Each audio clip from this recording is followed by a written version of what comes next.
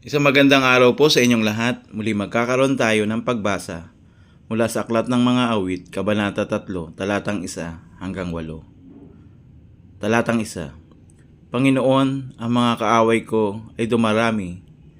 Ang tumitindig laban sa akin ay marami.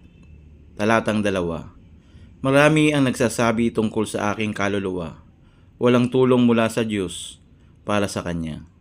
Talatang 3. Ngunit ikaw, O Panginoon, ay isang kalasag sa palibot ko, aking kaluwalhatian at siyang tagapagtaas ng aking ulo. Talatang 4. Ako'y dumadaing ng malakas sa Panginoon at sinasagot niya ako mula sa kanyang banal na burol. Talatang 5. Ako'y nakihiga at natulog. Ako'y muling gumising sapagkat inaalalayan ako ng Panginoon. Talatang 6.